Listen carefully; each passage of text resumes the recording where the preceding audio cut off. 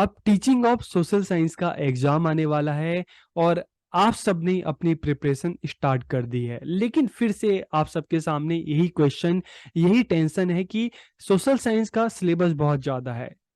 4 units हैं, कौन सा पॉइंट हम करें, कौन सा पॉइंट छोड़ें, कौन से पॉइंट्स ऐसे हैं जिसकी हम प्रिपरेशन ज़्यादा अच्छे से कर सकते हैं। तो आज के इस वीडियो में इन्हीं क्वेश्चंस पर हम बात करने वाले हैं और मैं आपको ये भी बताने वाला हूँ कि जो प्रीवियस ईयर के जो एग्जाम्स हुए हैं उसमें टीचिंग ऑफ सोशल साइंस में कौन कौन से क्वेश्चन ऐसे हैं जो बार बार रिपीट होते हैं, बार बार आए हैं। ठीक है, तो हम इस पर भी बात करेंगे और हम ये भी जानेंगे कि देखिए कई बार ऐसा भी होता है कि हम कुछ क्वेश्चन को बहुत अच्छे से तैयार करते हैं, लेकिन वो क्वेश्चन नहीं आता और दूसरे जो क्वेश्चन आ जाते हैं, दूसरे पॉइंट्स आ जाते हैं। तो ऐसी सिचुएशन में भी अगर मान लो कोई और भी पॉइंट आ गया तो उसको भी किस तरह से इजीली हम कर सकते हैं, इसकी भी बात हम इस वीडियो में करेंगे। तो वीडियो को हम स्टार्ट करते हैं और सबसे पहले अगर हम यूनिट 1 पे आए, social science in school curriculum, तो देखिए इस यूनिट में जो क्वेश्चन बार बार आते हैं, रिपीट हुए हैं, प्रीवियस ईयर के जो क्वेश्चन पेपर जब उसको देखा तो पता चला कि इनमें कौन कौन से क्वेश्चन बार बार आ रहे हैं। तो जो फर्स्ट पॉइंट है, nature scope and importance of social science, आप इसको कर सकते हैं। और सेकंड जो है, difference between social science and social studies, एक ऐसा क्वेश्चन, एवरग्रीन क्वेश्चन, जो बार बार आप प्रीवियस ईयर के एग्जाम देखेंगे तो बार बार एक क्वेश्चन रिपीट हुआ हुआ है। ठीक है, और इसके अलावा social science curriculum at school level, कि स्कूल लेवल पे सोशल साइंस का करिकुलम किस तरह का है। ठीक है, ये भी आपसे क्वेश्चन पूछा जा सकता है। और इसका को रिलेशन विद अदर सब्जेक्ट, की सोशल साइंस का बाकी सब्जेक्ट के साथ क्या रिलेशन है। तो देखिए अगर हम लैंग्वेज की बात करें तो बिना लैंग्वेज के आप सोशल साइंस पढ़ ही नहीं सकते, तो लैंग्वेज के साथ इसका डायरेक्ट रिलेशन है। अगर आर्ट की बात करें तो सोशल साइंस जब आप पढ़ते हैं तो उसमें बहुत सारे पिक्चर्स होते हैं, फोटोज होते हैं। ठीक है, और प्लस बुक का डिजाइन जो होता है, तो कहीं ना कहीं आर्ट का भी इस पे इफेक्ट पड़ता है, प्रभाव पड़ता है। और अगर सोशल साइंस जो है इसमें आप डेट्स देखते हैं, ज्योग्राफी आप देखेंगे तो वहाँ पे टेबल्स होती हैं, चार्ट होते हैं।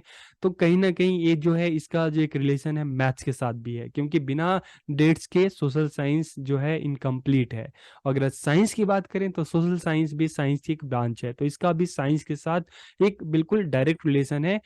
सोशल साइंस को अच्छे से जानने के लिए आपको साइंस को भी जानना जरूरी है कि हर चीज के पीछे का क्या साइंस है। ठीक है, और इसके अलावा एक क्वेश्चन और जो आ रहा है, critical appraisal of a social science text book, कि सोशल साइंस टेक्स्ट बुक को किस तरह से आप क्रिटिकली इसको अप्रेजल आप कर सकते हैं, इसको एनालाइज कर सकते हैं। और एक और क्वेश्चन जो बहुत इंपॉर्टेंट है, importance of democratic inclusive classroom for social science teaching. ठीक है, तो फर्स्ट यूनिट में बेसिकली जो हम बात करें, 4 क्वेश्चन जो हैं बहुत ज़्यादा इंपॉर्टेंट है, बार बार रिपीट होते हैं। Difference between social science and social studies first हो गया, फिर social science curriculum at school level, ठीक है, सेकंड हो गया, और उसके बाद critically appraisal of social science text book third, और उसके बाद जो है importance of democratic inclusive classroom for social science teaching, ये 4 पॉइंट्स हैं। ठीक है, अब कैसे करना है हम उस पर भी बात कर लेते हैं। तो देखिए, nature scope and importance of social science, अगर मान लो एक क्वेश्चन भी आ जाता है तो इसके लिए आपको अलग से कोई तैयारी नहीं करनी। ठीक है, अगर हम सोशल साइंस की बात करें, इसके नेचर की हम बात करते हैं, तो सोशल साइंस में आप क्या कर रहे हैं। ठीक है, सोशल साइंस में आप अपनी स्टडीज के बारे में पढ़ रहे हैं। सोशल साइंस हमें अपने जो सोसाइटी है उसके बारे में बताता है, उसका क्या स्ट्रक्चर है, उसका क्या फंक्शन है, उसमें कौन कौन से लोग हैं, कौन कौन से कल्चर हैं। ठीक है, सोशल साइंस में हमें अपने सोसाइटी की इकोनॉमिक कंडीशन के बारे में पता चलती है कि यहाँ पे लोग हैं वो किस तरह के ऑक्यूपेशन में लगे हुए हैं। सोशल साइंस सब्जेक्ट से हमें अपने ज्योग्राफी का पता चलता है, हमें अपने पॉलिटिक्स का पता चलता है, हमें अपनी हिस्ट्री का पता चलता है। तो सारी की सारी चीज़ें आप लिख सकते हो। स्कोप की बात आए तो सोशल साइंस का अगर हम स्कोप की बात करें तो इसके थ्रू आप क्या कर रहे हो, आप ज्योग्राफी पढ़ रहे हो, आप पॉलिटिकल साइंस पढ़ रहे हो, आप सोशोलॉजी पढ़ रहे हो, आप हिस्ट्री पढ़ रहे हैं। ठीक है, तो इस सारी के सारे क्या है, आप स्कोप में इसको डाल सकते हैं, इसका एरिया। और इंपॉर्टेंस ऑफ सोशल साइंस, की सोशल साइंस का क्या इंपॉर्टेंस है, तो देखिए जाहिर सी बात है, सोशल साइंस है तो इससे हमें अपनी सोसाइटी के बारे में पता चलता है, हम अपनी सोसाइटी को लेकर ज़्यादा अवेयर होते हैं। इससे हमें अपनी सोसाइटी के जो इश्यूज हैं, प्रॉब्लम्स हैं, उसको उसके बारे में पता चलता है, किस तरह से उसको सॉल्व किया जा सकता है, हमारी जियोग्राफिकल कंडीशन क्या है, यहाँ का पॉलिटिकल स्ट्रक्चर क्या है, चाहे अपने कंट्री का या दूसरे कंट्री का, ये हमें पता चलता है। हमारी पास्ट जो है हिस्ट्री है क्या रही है।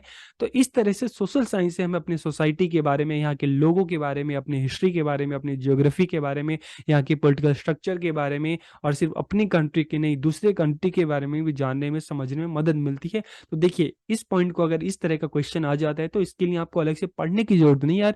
ये सोशल साइंस है तो आपने सोसाइटी के बारे में, आपको अपने सोसाइटी के बारे में क्यों जानना जरूरी है, बस यही चीजें आपको पता रहेंगी कि सोशल साइंस में ज्योग्राफी भी आता है, हिस्ट्री भी आता है, पॉलिटिकल साइंस भी आता है, इकोनॉमिक्स भी आता है। तो ये चीज बस अपने माइंड में रखना और इस क्वेश्चन का आंसर आप वैसे ही कर सकते हो, ठीक है।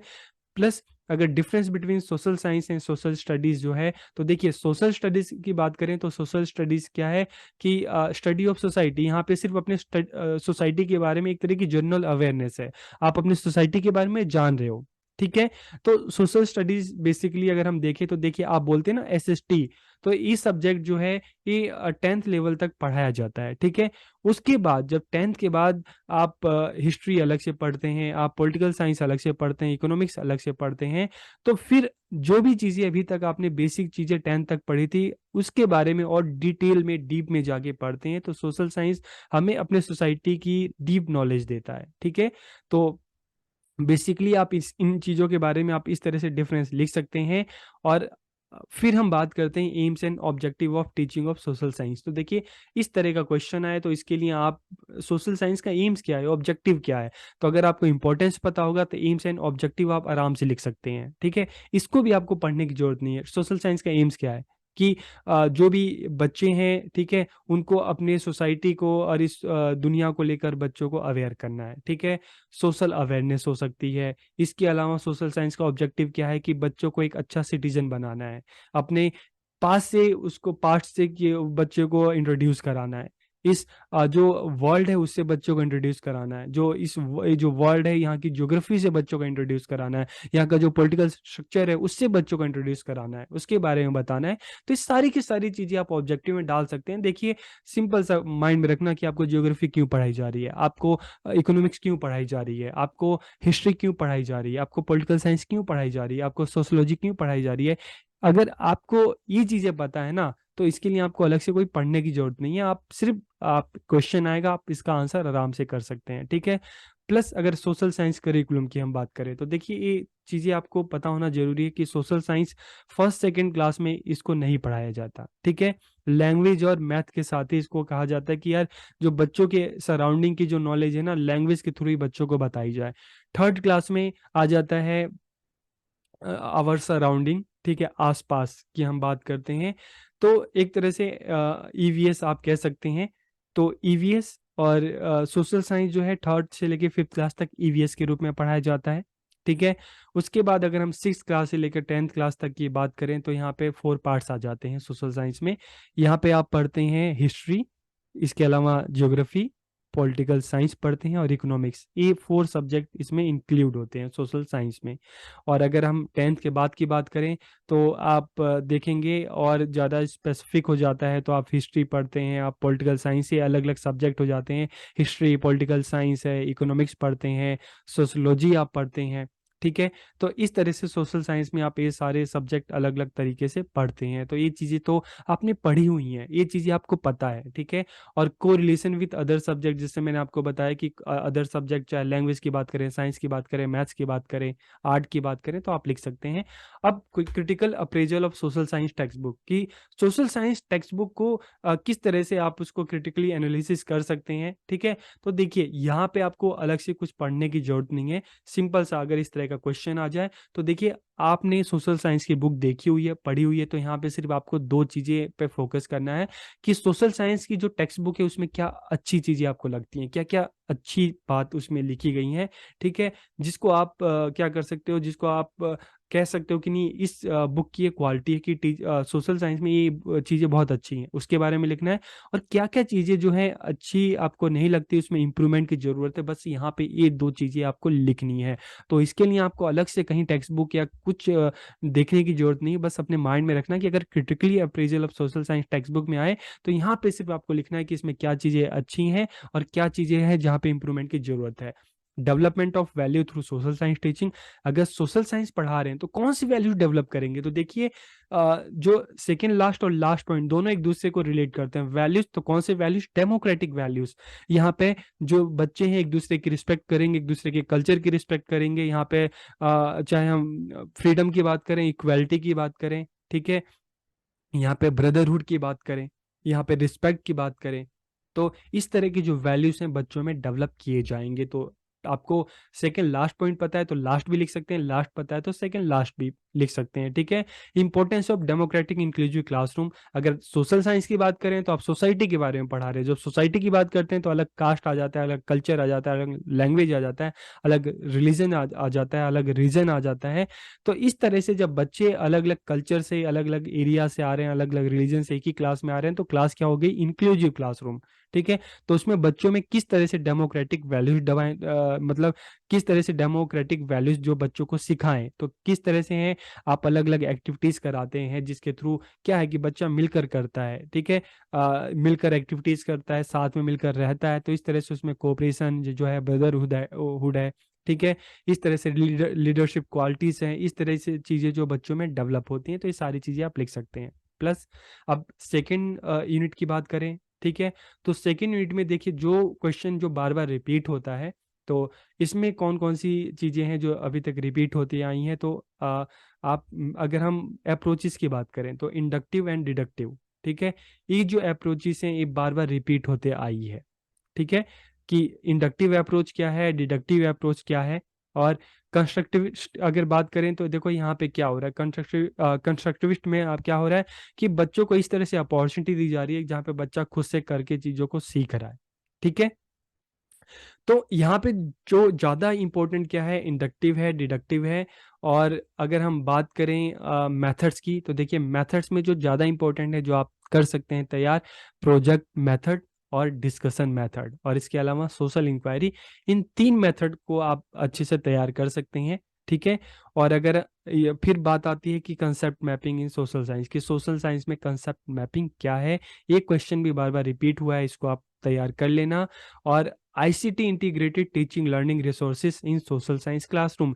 तो देखिए अगर हम ICT information and communication technology की बात करें, उसको किस तरह से सोशल साइंस की क्लासरूम में यूज किया जा रहा है, तो देखिए चाहे हम प्रोजेक्टर की बात करें, ठीक है, चाहे हम स्मार्ट बोर्ड की बात करें, चाहे हम मोबाइल फोन की बात करें, चाहे हम लैपटॉप की बात करें, चाहे आप टैब की बात करो, ठीक है, ये सारी की सारी चीजें हैं। ये क्या हो रहा है कि ये आईसीटी के अलग अलग आप कह सकते हैं कि उसके रूप हैं, ठीक है, आईसीटी के अलग अलग रिसोर्सेज हैं जिसका यूज करके सोशल साइंस क्लास में बच्चों को पढ़ाया जा रहा है। कोविड के टाइम में हम देख रहे हैं ये सारे रिसोर्सेज ही तो थे जिनके थ्रू आपको पढ़ाया जा रहा था, बच्चों को सिखाया जा रहा था, ठीक है।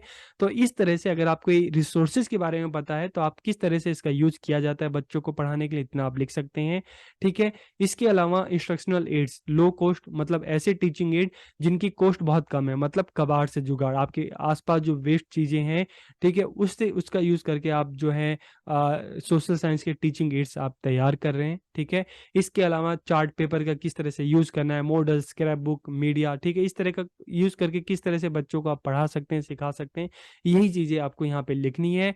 और ग्रुपिंग स्टूडेंट फॉर लर्निंग, तो अगर बच्चों को कई बार क्या होता है सोशल साइंस की क्लासरूम में बच्चों को ग्रुप में डिवाइड कर दिया जाता है, ठीक है। फिर चाहे कोऑपरेटिव लर्निंग की बात करें, सब एक दूसरे के साथ मिलकर सीखते हैं, ड्रामेटाइजेशन की चैप्टर को ड्रामेटाइज करके बच्चों को पढ़ाया जाता है, सिखाया जाता है, रोल प्ले, जो हमारे लीडर्स हैं, ठीक है, जो हमारे चाहे हम गांधी जी की बात करें, विवेकानंद की बात करें, टैगोर की बात करें, इस तरह से चाहे झांसी की रानी की बात करें, जो हमारे लीडर्स हैं उनका भी रोल बच्चों से प्ले करवाया जाता है, ठीक है। तो इस तरह से रोल प्ले और सिमुलेशन, तो इस तरह से ग्रुपिंग स्टूडेंट फॉर लर्निंग, तो ग्रुपिंग की बात करें तो यहाँ पे 4 टाइप बताए गए हैं, चाहे कोऑपरेटिव लर्निंग, रेमिटाइजेशन, रोल प्ले एंड सिमुलेशन। तो इसके थ्रू किस तरह से बच्चों को पढ़ाया जा सकता है, सिखाया जा सकता है। फिर अगर ऑर्गेनाइज एंड प्लानिंग ऑफ को करिकुलर एक्टिविटीज, तो चाहे फील्ड ट्रिप की बात करें, ठीक है, bulletin board in social science and social science club. तो और लास्ट का जो पॉइंट है, challenges is social science and dealing with controversial issue. तो सोशल साइंस की बात करें तो यहाँ पे चाहे आप कास्ट की बात करें, क्लास की बात करें, रिलीजन की बात करें, कल्चर की बात करें, हर चीज में हम देखें यहाँ पे इतनी डाइवर्सिटी है कि अगर टीचर पढ़ाते टाइम जो है अपने वर्ड्स पे ध्यान ना दे, और जो बुक पब्लिश होती हैं तो बुक पब्लिशिंग के टाइम चाहे पिक्चर्स की बात करें चाहे वर्ड्स की बात करें, इस तरह की चीज़ें ध्यान रखनी चाहिए, नहीं तो इस तरह से कंट्रोवर्शियल इशू हो जाते हैं। और क्लास में अगर इस तरह की सिचुएशन आती है तो एज अ टीचर आपको क्या करना है, आपको इससे दूर नहीं भागना है। आपको इन टॉपिक को अगर कोशिश करें कि इग्नोर करें, अगर इग्नोर नहीं कर सकते तो जो फैक्ट है, जो भी चीज़ें बच्चों को बताएं फैक्ट बेस पर बताएं, एक प्रूफ बेस पे बताएं, एविडेंस बेस पर बताएं, ताकि कोई भी उसको मना ना कर पाए। ठीक है, तो सेकेंड यूनिट है, आप इस तरह से इसको पढ़ सकते हैं, तैयार कर सकते हैं। लेकिन अब क्वेश्चन यही है कि इसमें से क्या क्या इंपॉर्टेंट है। तो देखिए, अप्रोचेस इंडक्टिव डिडक्टिव, ठीक है, इन दो पर आप ध्यान रखना। और कंस्ट्रक्टिविस्ट भी आ सकता है। तो अगर मेथड्स की बात करें तो project method, discussion method, social inquiry, concept mapping पूछ लेते हैं कि कंसेप्ट मैपिंग होती क्या है। और ICT integrated teaching learning resource, तो रिसोर्स क्या है, मोबाइल है, ठीक है, टेलीविजन है, प्रोजेक्टर है, स्मार्ट बोर्ड है, टैब है, तो ये सारे रिसोर्सेज हैं जिनका यूज करके बच्चों को पढ़ाया जा सकता है। इसके अलावा जो क्वेश्चन आता है ऑर्गेनाइज एंड प्लानिंग ऑफ को करिकुलर एक्टिविटीज, इससे रिलेटेड क्वेश्चन आ जाता है। और कंट्रोवर्शियल इशू, ये कुछ पॉइंट्स हैं जिसको आप अच्छे से तैयार कर सकते हैं। और अगर हम थर्ड यूनिट की बात करें तो इवैल्यूएशन क्या है, concept, importance and types of evaluation, ये आ जाता है। यहाँ पे भी ICT techniques for evaluation in social science, तो आईसीटी टेक्निक्स क्या है नहीं पता, तो फिर वापस आप कोविड टाइम में जाइए वहाँ पे। जब आप चाहे ग्रेजुएशन कर रहे थे तो उस टाइम आपके टीचर जो थे किस तरह से आपका इवैल्यूएशन करते थे, गूगल फॉर्म्स के थ्रू। ठीक है, तो ये भी एक इसका तरीका था, ऑनलाइन जो प्लेटफॉर्म थे अलग अलग उसका। तो इस तरह से जो अलग अलग हैं, इसके अलावा कई सारी एप्स थी। तो इस तरह से हम देखते हैं कि आईसीटी टेक्निक्स का यूज करके बच्चों को का इवैल्यूएशन किया जा रहा था। ठीक है, और आजकल तो देखें चाहे सीटेट का एग्ज़ाम हो, नेट का एग्ज़ाम हो, बहुत सारे एग्ज़ाम हैं कंप्यूटर बेस्ड होते हैं। आप कंप्यूटर पे करो और ऑनलाइन उसकी चेकिंग भी हो जाती है। तो ये चीज़ें जो हैं आप अपने एक्सपीरियंस के बेस पर लिख सकते हो। और कॉम्प्रिहेंसिव एंड कॉन्टिन्यूस इवैल्यूएशन, तो कॉम्प्रिहेंसिव मतलब क्या है कि क्लास के अंदर जो पढ़ाई हो रही है, पढ़ाई के साथ साथ क्लास के बाहर की जो अदर एक्टिविटीज़ हैं, डांस है, म्यूजिक है, स्पोर्ट्स है, उनको भी करिकुलम का पार्ट बनाकर उनका भी इवैल्यूएशन करना। तो दोनों ही एक्टिविटी, पढ़ाई के साथ साथ खेल कूद, डांस, इन सबको भी इवैल्यूएशन का पार्ट बनाना। और कॉन्टिन्यूस का मतलब है लगातार इवैल्यूएशन होना, चाहे वीकली टेस्ट हो, मंथली हो, ठीक है, हाफ ईयर जो एग्ज़ाम होते हैं, तो ये लगातार, तो इसको कहते हैं कॉम्प्रिहेंसिव एंड कॉन्टिन्यूअस। और types of test items and development of achievement test, तो टाइप ऑफ टेस्ट आइटम में हम देखें तो जैसे आप अपने बोर्ड का एग्जाम दिया होगा तो क्या होता है वहाँ पे सबसे ऑब्जेक्टिव टाइप क्वेश्चन भी आते थे। ठीक है, ऑब्जेक्टिव टाइप में इसके अलावा जो शॉर्ट आंसर बिल्कुल 1 मार्क्स के जो होते थे, फिल द ब्लैंक्स, इसके अलावा मिक्स एंड मैच आता था। ठीक है, तो इस तरह के जो क्वेश्चन, और इसके अलावा शॉर्ट टाइप आंसर जो होते थे, ऐसे टाइप आंसर होते थे। तो ये क्या है, ये टाइप ऑफ टेस्ट आइटम्स है, तो इसके बारे में आप लिख सकते हो। अचीवमेंट टेस्ट क्या है कि जो बच्चों ने एक टाइम में जो सीखा है, जो अचीव किया है, और एक टाइम पीरियड में टीचर ने कितने अच्छे से पढ़ा है। तो अचीवमेंट टेस्ट जो बच्चों की अचीवमेंट का पता लगाता है, टीचर्स की अचीवमेंट का पता लगाता है। ठीक है, diagnostic testing and remedial measures, कि डायग्नोस्टिक टेस्टिंग क्या है कि बच्चों की जो प्रॉब्लम्स का पता लगाना, और रेमेडियल मेजर्स क्या है कि जब प्रॉब्लम्स का पता लग जाए तो किस तरह से उसका सॉल्यूशन करना। तो इस यूनिट में जो इंपॉर्टेंट क्वेश्चन है इवैल्यूएशन आप कर सकते हैं, फर्स्ट पॉइंट। ठीक है, इसके अलावा थर्ड पॉइंट कर सकते हैं, फोर्थ, और फोर्थ जो ये भी इंपॉर्टेंट है आ जाता है। और टाइप ऑफ टेस्ट आइटम में तो जैसे सिंपल मैंने आपको बता दिया कि आज, तो आप इस तरह से लिख सकते हैं। फिर डायग्नोस्टिक टेस्टिंग मतलब बच्चों की प्रॉब्लम्स का पता लगाना। कैसे करते हैं डायग्नोस्टिक टेस्टिंग, तो इसमें क्या करते हो, आप बच्चों से क्वेश्चन आंसर पूछते हो। ठीक है, आप बच्चों का एग्जाम लेते हो, वाइवा हो जाता है। तो इस तरह से जो बच्चों की प्रॉब्लम्स का पता लगाया जाता है, और उसके बाद जब प्रॉब्लम्स का पता चल जाए कि बच्चे की अचीवमेंट क्यों कम आ रही है, क्या प्रॉब्लम है, तो फिर आप क्या है, रेमेडियल मेजर्स उठा सकते हैं। ठीक है, जिस तरह से एक डॉक्टर पहले पेशेंट की प्रॉब्लम का पता लगाता है, बाद में उसका सॉल्यूशन देता है, इसी तरह से डायग्नोस्टिक टेस्टिंग के माध्यम से टीचर बच्चों की जो भी अचीवमेंट है वो जानता है कि बच्चों का क्या लेवल है, बच्चे ने कितना सीखा है, और उसके माध्यम से बच्चों की प्रॉब्लम्स का, उसकी अचीवमेंट का पता चलता है, स्ट्रेंथ का, वीकनेस का। और उसके बाद टीचर फिर क्या करता है, रेमेडियल मेजर्स के थ्रू जो है बच्चों की जो प्रॉब्लम्स हैं उनको दूर करने का प्रयास करता है। जैसे आपने देखा होगा स्कूल्स में एक्स्ट्रा क्लासेस भी चलती थी उन बच्चों के लिए जिनको किसी ना किसी सब्जेक्ट में प्रॉब्लम होती थी, और वहाँ पे उनकी प्रॉब्लम्स को दूर करने के लिए काम किया जाता था। केस स्टडी, तो केस स्टडी तो अभी तक नहीं आया है। जो ज़्यादातर जो क्वेश्चन जो रिपीट हुआ है इस यूनिट में, evaluation concept importance and types, ICT techniques for evaluation social science, और सीसी क्या होता है, टाइप्स ऑफ टेस्ट आइटम, और डायग्नोस्टिक टेस्टिंग जो है, एक क्वेश्चन जो है बार बार रिपीट हुए हैं। तो देखिए इतना ज़्यादा पढ़ने की जरूरत नहीं, जो मैंने आपको बताया है सिर्फ उतना ही ध्यान रहेगा तो आप इसको आराम से कर सकते हैं। और अगर फोर्थ की बात करें, फोर्थ यूनिट की, professional development of social science teacher, तो यहाँ पर जो एक क्वेश्चन, जो दो क्वेश्चन जो है बार बार रिपीट हुए हैं, कौन कौन से, सेकेंड लास्ट पॉइंट, एनटेक जो एक मॉडल है, ठीक है, preparing the teacher for technology integration. यहाँ पर क्या बात की जा रही है, एनटेक मॉडल मतलब इंटीग्रेटेड टेक्नोलॉजी, ठीक है। तो यहाँ पर देखो, यहाँ पे भी सिंपल सा एक आपको चीज पूछी गई है कि किस तरह से जो आईसीटी है, ठीक है, इंटीग्रेटेड जो टेक्नोलॉजी है उसका यूज करके सोशल साइंस का जो टीचर है वो बच्चों को क्लास में और अच्छी तरीके से पढ़ा सकता है, बच्चों को सिखा सकता है। तो यहाँ पर सिंपल सा ये क्वेश्चन पूछा है कि टेक्नोलॉजी का यूज करके आपको बच्चों को पढ़ाना है, सिखाना है, तो इसका एक टीचर के लिए क्या बेनिफिट है, बच्चों के लिए क्या बेनिफिट है, तो ये चीजें आप अपने माइंड में रखना, ठीक है। और किस तरह से preparing the teacher for technology integration, कि किस तरह से टीचर को तैयार किया जा सकता है, तो इसके लिए देखिए प्रोफेशनल डेवलपमेंट प्रोग्राम होते हैं, ठीक है। इस तरह के जो प्रोग्राम है उसमें टीचर जो है उसमें पार्टिसिपेट कर सकता है, ठीक है। और जो भी टेक्नोलॉजी है, चाहे हम स्मार्ट बोर्ड की बात करें, ऑनलाइन टीचिंग की बात करें, ठीक है, क्लास में चाहे प्रोजेक्टर की बात करें, और इसके अलावा मोबाइल है, टैब्स है, लैपटॉप है, इन सभी चीज़ों का यूज़ करके, गूगल फॉर्म का यूज़ करके किस तरह से टीचर है अपने इसके अलावा ऑडियो वीडियो इन सब चीज़ों का अलग अलग जो टेक्नोलॉजी है उसको इंटीग्रेट करके, उसका यूज़ करके किस तरह से टीचर बच्चों को और अच्छे तरीके से पढ़ा सकता है। तो यहाँ पे बेसिकली ये चीज़ ही आपको लिखनी है। और challenges face by social science teacher की, आज के टाइम में सोशल साइंस टीचर को क्या क्या चैलेंजेस फेस करना पड़ता है। तो देखिए यहाँ पर दो दो क्वेश्चन है बार बार रिपीट होते हैं, एक जो है एनटेक मॉडल वाला, और एक जो है आपका थर्ड लास्ट जो है teacher as a researcher and reflective practitioner. ये दो क्वेश्चन तो बार बार रिपीट हुए हैं। इसके अलावा जो एक नया जो पॉइंट ऐड हुआ है लास्ट ईयर, कि need and relevance of participation in मूक, मूक क्या है, सेमिनार, वर्कशॉप, कॉन्फ्रेंसेस, ठीक है, तो इसकी जरूरत क्या है, ठीक है। तो देखिए इनमें सबसे पहली बात है, चाहे अलग अलग जो प्रोग्राम है, इनका जो मेन जो है कि आपकी नॉलेज को इन्हेंस करना, जो नई पहला क्या है, नॉलेज को इनहेंस करना, दूसरा क्या है, जो भी नई टेक्नोलॉजी आ रही है उससे आपको इंट्रोड्यूस कराना, आपको अवेयर कराना, ताकि आप नई टेक्नोलॉजी से आप अवेयर हो सके, उनको सीख सके, उनको जान सके, उनका यूज कर सकें, और नए टाइम के हिसाब से आप खुद को अपडेट कर सकें। इसलिए ये सेमिनार हो रहे हैं, इसलिए मूक कोर्स हो रहे हैं, इसलिए एक वर्कशॉप हो रहे हैं, इसलिए कॉन्फ्रेंसेस हो रही हैं। तो यहाँ पे बेसिकली यही चीज आपको लिखनी है, ठीक है।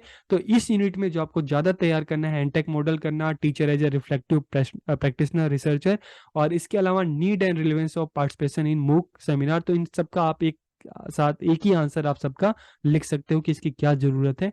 तो ये कुछ क्वेश्चन है जो आप तैयार कर सकते हो। और देखिए अगर इसमें फर्स्ट पॉइंट आ जाता है फोर्थ यूनिट में, मान लो qualities and competencies of a social science teacher, तो सिंपल सा इसमें लिखना है कि यार एक टीचर में कौन कौन सी क्वालिटी होनी चाहिए। तो ये तो आप खुद ही यार टीचर को जब देखते हैं तो आपस में डिस्कस करते हैं ना कि यार ये ऐसे पढ़ा सकता था, इन चीज़ों का यूज़ करता था, इनका बिहेवियर ऐसा होना चाहिए, इनको इस तरह से पढ़ाना चाहिए। तो ये क्वेश्चन तो फर्स्ट तो आप खुद ही लिख सकते हैं, ठीक है। तो यहाँ पर इस आप इन पॉइंट्स को अच्छे से तैयार कर सकते हैं। तो इस तरह से जो जो पॉइंट एक बार मैं फिर से रिपीट कर देता हूँ कि आप जो फर्स्ट यूनिट है, फर्स्ट यूनिट में आपको ज़्यादा जो क्वेश्चन बार बार रिपीट हुए हैं, difference between social science and social studies, ठीक है। इसके अलावा जो सोशल साइंस करिकुलम, और critical appraisal of social science text book, और importance of democratic inclusive classroom, ठीक है। तो यहाँ पे भी डेमोक्रेटिक वैल्यूज की बात की जा रही है, इंक्लूसिव क्लासरूम की। और जो सेकंड लास्ट पॉइंट है, आप एक को कर लेंगे दूसरा अपने आप हो जाएगा। सोशल साइंस की टेक्स्ट बुक को क्रिटिकली अप्रेजल है, तो इसमें क्या चीज़ें अच्छी आपको लगी, क्या चीज़ें इंप्रूवमेंट की जरूरत है, यहाँ पे सिर्फ आपको अपने विचार लिखने हैं, ठीक है। सोशल साइंस करिकुलम और सोशल साइंस सोशल स्टडीज़ के बीच में क्या अंतर है, आपको यहाँ पर ये चीज़ें लिखनी है। इसके अलावा आप फर्स्ट आ जाते हो सोशल साइंस की इंपॉर्टेंस आप अपने आप से लिख सकते हैं। नेचर, कौन कौन से इसमें सब्जेक्ट इंक्लूड होते हैं, क्या क्या उसमें पढ़ाया जाता है, सिखाया जाता है। ठीक है, स्कोप में सोशल साइंस में हिस्ट्री आता है, सोशल साइंस हिस्ट्री आता है, पॉलिटिकल साइंस आता है, इसमें इकोनॉमिक्स आता है। ठीक है, ज्योग्राफी आता है। यहाँ पर स्कोप में यही लिखना है, इंपॉर्टेंस है तो क्यों पढ़ाया जा रहा है, आप उसके बारे में लिख सकते हैं। ठीक है, और एम्स एंड ऑब्जेक्टिव क्या है, तो चाहे कितना भी घुमाए फिराएं, लेकिन सोशल साइंस क्यों पढ़ाया जा रहा है, इसके क्या एम्स है, क्या ऑब्जेक्टिव है, यहाँ पे ये चीज आपको लिखनी है। ठीक है, सेकेंड यूनिट में जो ज्यादा क्वेश्चन जो इंपॉर्टेंट है, अप्रोचेस, इंडक्टिव, डिडक्टिव, और यहाँ पे कंस्ट्रक्टिविस्ट जो है आप लिख सकते हैं। मेथड्स में प्रोजेक्ट है, डिस्कशन है, सोशल इंक्वायरी, इन चीज़ों पे फोकस करना। कंसेप्ट मैपिंग कर लेना।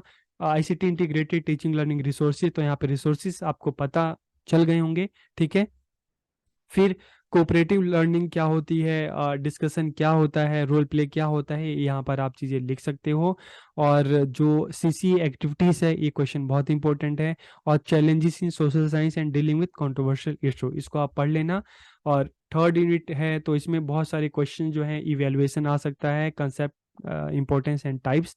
ठीक है, फॉर्मेटिव एंड समेटिव। और इसके अलावा ICT techniques for evaluation social science, अपने कोविड टाइम को याद कर लेना, किस किस तरह से आपका इवैल्यूएशन हुआ था वो लिख सकते हो। सीसी क्या होता है, टाइप ऑफ टेस्ट आइटम में जो भी क्वेश्चन के अलग अलग टाइप्स होते हैं। ठीक है, चाहे शॉर्ट टाइप आंसर क्वेश्चन हो, लॉन्ग टाइप हो, ऐसे टाइप में हो, इसके अलावा ऑब्जेक्टिव टाइप में हो, मिक्स एंड मैच, ये सारी चीज़ें आप लिख सकते हो। Diagnostic testing and remedial measures, इसके बारे में। और लास्ट यूनिट जो है, यहाँ पर आपको क्या करना है, यहाँ पर जो इंपॉर्टेंट क्वेश्चन है, एनटेक मॉडल है, teacher as a researcher and reflective practitioner. इसके अलावा जो थर्ड पॉइंट है, need and relevance of participation in MOOC seminar, workshop, conferences, इसके बारे में आप लिख सकते हो।